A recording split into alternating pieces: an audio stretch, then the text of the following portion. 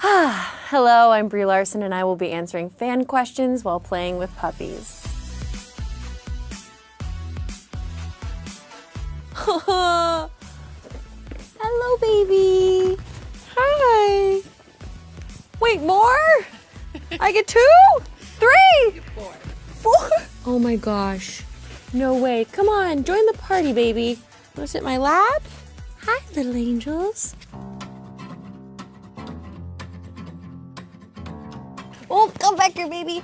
I did have hesitations because I didn't know that I would do interviews with puppies. I didn't know that was part of the contract. I thought that, I was actually scared of this part of the process. The idea of like my face being places and dealing with the sort of like fame stuff was not super appealing to me because I am an introvert.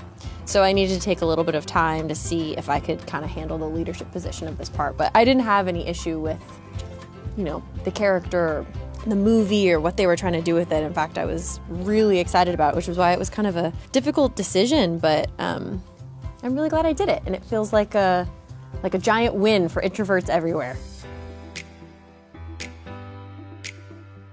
It was just a very simple moment. I was in a wardrobe fitting and I didn't even know it was happening. I had tried on various pieces of the costume, and you kind of do like a fitting for the boots, a fitting for the pants, a fitting for the top, a fitting for the helmet. And so I didn't know that I was finally gonna put it all on for the first time. And it takes like a couple people to put it all on. And I was talking and wasn't paying attention. And suddenly I looked in the mirror and was like, oh my gosh, I look like a Disneyland character. And then I just was like really concerned about going to the bathroom. I'm also like a woman, so I have a menstruation, and that was also scary to me. I was like, what do I do?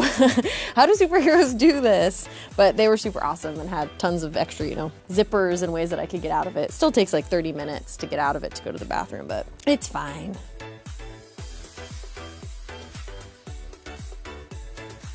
It impacted me in that it made me, from the very beginning, I mean, just deciding to take on the role meant that I was going outside of my comfort zone and gonna push myself to do things that were, I don't know, things that I never thought that I could do, whether it was deadlifting or learning martial arts, things like that. Those were all very new for me. I don't know, I have no expectations. How it impacts people, you know, I don't really know. I don't really feel like it's up to me. Oh, you came back! You came back to me! Why is that so satisfying? I feel like accepted and understood and seen. Oh, that's an expensive shoe.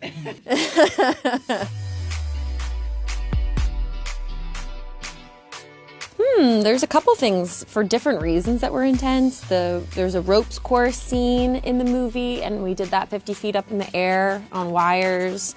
I had to learn how to do these like kind of like flip around wire kick things. That was pretty cool and new. And also like the thing, I think it's like in the trailer, I think people have seen it now, where I'm hanging on the side of a train and I sort of pull myself up and go into a shoulder roll and then blast.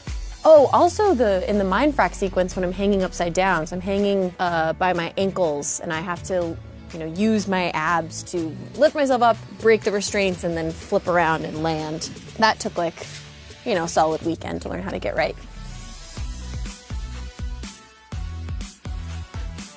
I really am into butterfly clips. I also keep thinking about hit clips. I don't know if anybody else remembers those, but they were like 60-second like little microchips that you could buy at McDonald's that played like NSYNC and Backstreet Boys. I don't know why I so badly want those to come back because they're really not practical, but I like it.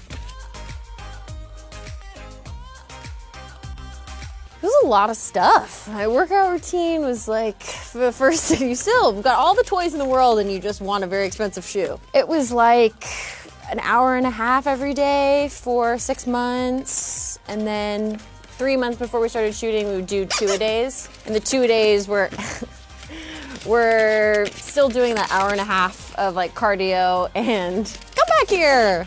You are hilarious. Love your spirit.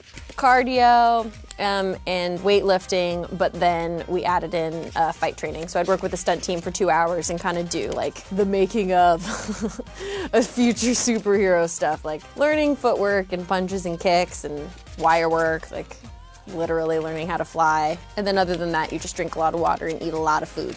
Oh yeah, you're into that. What was the question?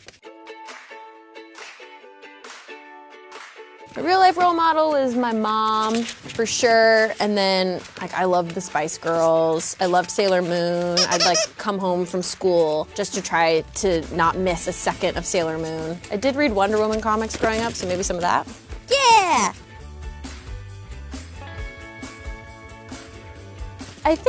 I mean, the Photon Blasts are super cool, but the more I think about it, the more I feel like flying is probably like the most practical application I could use for my life.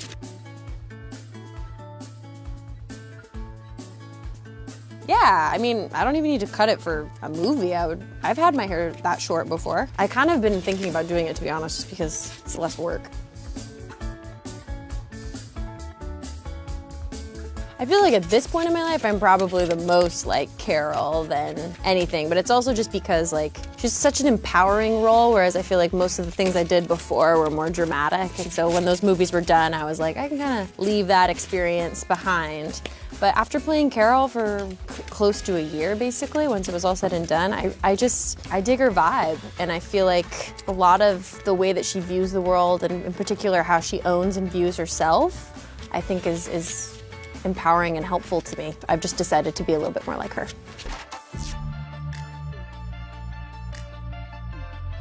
I can tell you nothing. Absolutely nothing. So this was me doing an interview while playing with puppies, and I wish it would never end. I want to thank the Best Friend Animal Society for allowing me to play with these beautiful puppies. Please go to their website, bestfriends.org, to find your best friend today. Are you sure you don't want to ask me more questions?